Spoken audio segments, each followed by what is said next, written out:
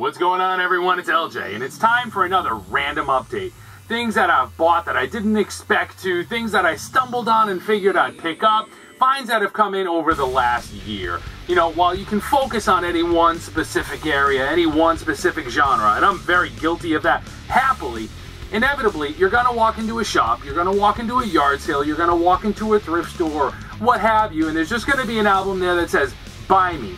Try me, you need me. And that is what this update is for. Zero metal here, those have their own video. These are all focused more on anything else. It could be rock, it could be jazz. It could be anything. It's just stuff that may stay, it may not. It was there, so was I. Price was right, here it is. Let's go. First out of the gate from 1974. Really, LJ? Really? Yeah. Really.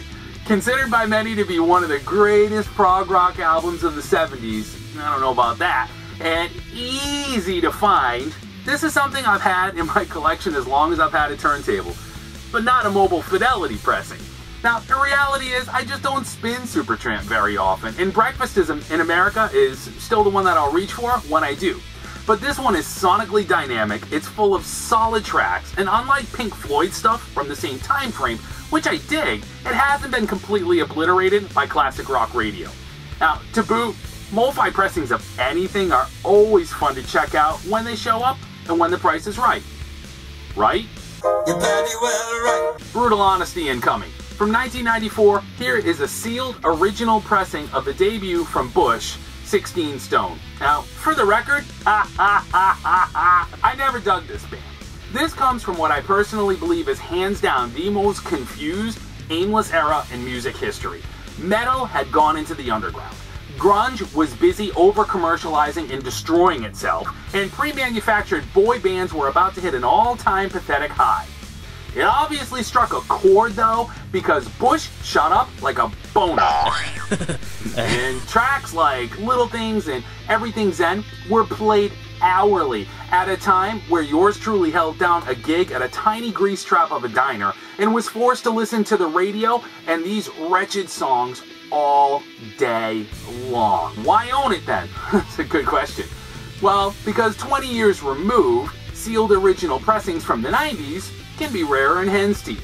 So when the time and the price are right, there you go. From 1969, here's The Motions with Electric Baby. The Motions are from Holland. And now this is one seriously diverse psych record, from solid rockin' tracks like the title track and Wedding of the 100 Brides that are packed with Hammond organs and similar to like a spooky tooth, to an equal dose of LSD-induced freak-out, Mellotron-driven psych, fuzzy guitar tracks, and even a radio-friendly US single called Freedom that the label surely had something to do with. It wrapped the whole shindig up with chicken sound effects to close out side 2, and you've got yourself a Dutch psych rock masterpiece. Another sealed find from 1990, and this is Styx with Edge of the Century. Edge of the Century saw Tommy Shaw out of the band, Glenn Burtnick in the band, and Dennis DeYoung, well, he just continues to stay in the band. Now, of course, it's no Equinox, it's no Pieces of Eight, it's no classic 70s Styx album, but I don't think it was supposed to be. Now, to be honest, I've never been anything more than a casual Styx fan to begin with, and this one didn't exactly have me plastering Paradise Theater posters all over my wall when it was released 26 years ago. Now, I vaguely remember this one as being really heavily polished and kind of slightly boring. Now, while there's probably some decent deeper cuts here, again, it's sealed, I've not spun it, it's just more something that I've never seen in the wild. It was missing from the Styx collection. Now, from the same year, here's Robin Trower's In the Line of Fire. This was another sealed original pressing, and is the third Trower LP that has Davey Pattinson on vocals. And that was a huge change for Trower fans. Miles away are we. We're way down the road from the Robin Trower of Procol Harum, or even his 70s solo classic stuff. But we're easily on par with any 90s melodic hard rock album. The record has got Trower's signature Stratocaster tone and blues rock vibe stamped all over it. Even when you can tell he probably didn't dig the material very much. Now, like Styx, It's not one that I've seen in the wild. It was missing from the Trower collection, and packing an up-tempo cover of my favorite Babies tune, Isn't It Time? Why not? From 1972, this one had me jumping up and down. This is Mott the Hoople's All the Young Dudes. Not a rare record, but a monster of an upgrade to my existing copy. Seriously, look at that ring wear, tape on the spine. Not the best copy, but it has served me well for a very long time. And this is one of the best early 70s glam albums ever made, period. Next to impossible to find this one around here in nice shape, reasonably priced. This one turned up at a yard sale for $1. Ha ha! Now, everyone knows that David Bowie penned the title track, but what many don't know is that the band had called it quits. They were done. Bowie himself stepped forward and offered to produce this album, and so for that, the album itself almost never existed. Now, naturally, with Bowie in control, it's the perfect, if not slightly heavier, sibling to Bowie's own Ziggy Stardust, released just a few months earlier. Definitely one worth checking out if you at all dig early 70s glam rock. Alright, I'll do it. I'll show it. From 1979, here is Frank Zappa's Chic Your Booty. Okay, so traditionally, I try to connect with the guy about once a year, sometimes maybe twice. In few cases, it works, and I end up with a favorite Zappa LP like Hot Rats, which I'll spin often. Now, but more often than not, it doesn't. The experiment is a failure. I just still don't get it, and I'm convinced that many that say they do get it and swear by Zappa, they probably need to be a bit more honest about it. In any case, this one's an upgrade to a copy that I've had in my collection for years. And what better way to force it back on the turntable again after having failed to connect with it multiple times in the past? It's Zappa. And what that means is there's no summing a double album up from Frank Zappa with a neat and tidy review. But I'm actually kind of starting to like this one. Kinda. Why vinyl? That's why. Just forget what the album is because it sucks, but just look at the cover. You can't, there's no way. Forget, that's why. Alright, let's get a little serious again. From 1972, here's Black Oak, Arkansas. If an angel came to see you, would you make her feel at home? Check out that artwork. Check out that artwork. Now, at the time of the release of this album, Cameron Crowe of Rolling Stone famously wrote, "This album is simply an obnoxious, talentless, nauseating display of sound. It cannot qualify for music." Sold! This is the third release in an album I'd never heard, as I'd never tripped over this one in the wild. I've always dug Black Oak, Arkansas. They're a fantastic band, and I have a bunch of their albums. It's just classic Southern rock with insanely great Southern swampy guitar tones, Jim Mangrum's whiskey-drenched vocals, and man, these guys should always be mentioned in the same breath as Lynyrd Skynyrd, Molly Hatchet, The Outlaws. They are just, they're there. This one, as opposed to that which came after it, it's a little less Southern bar boogie and a little more soul-drenched. But it's Southern soul, y'all. From 1983, this one really surprised me. Now, this is Boston's rock and roll anthology. Could you have more of a lazy, poorly titled album aimed to attract the attention of absolutely no one on first glance? I don't think so.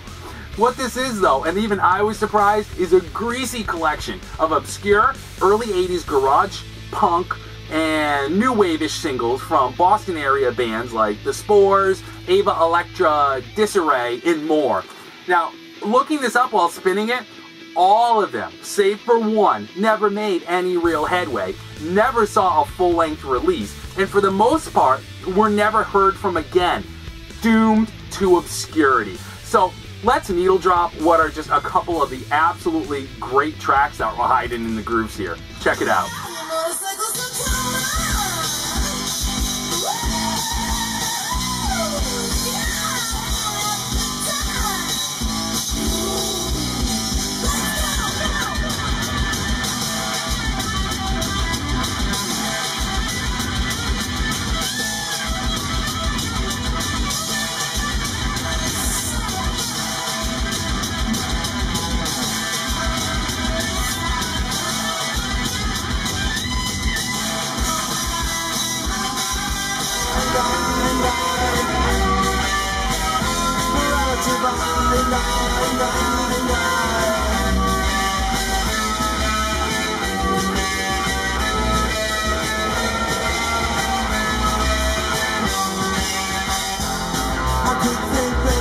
Machine gun.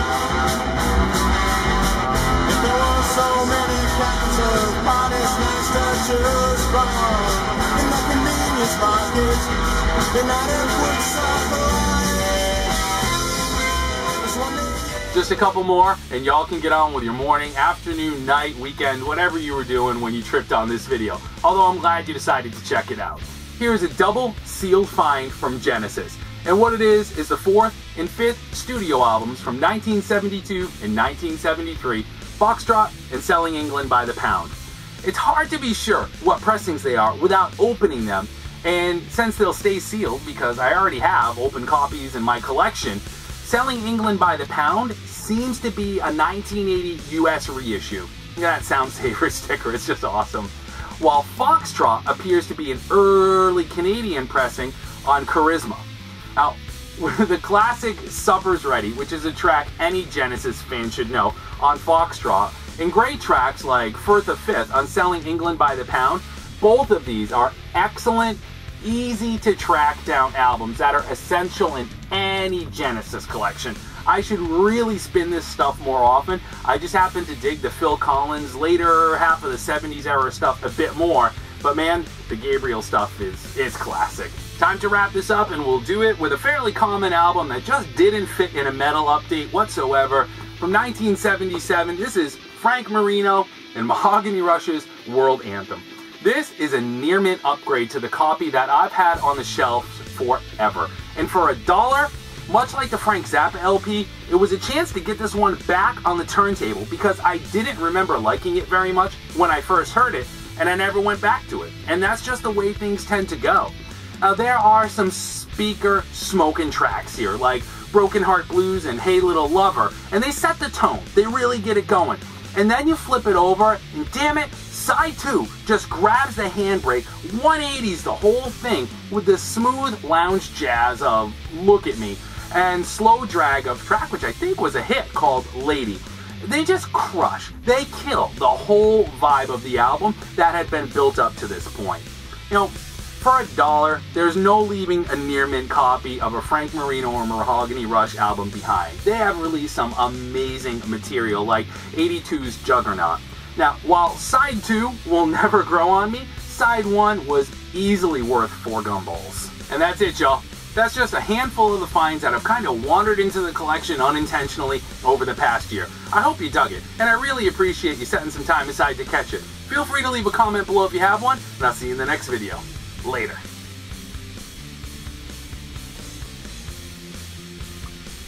Now here's a sealed find from yeah, dropped an R there, buddy.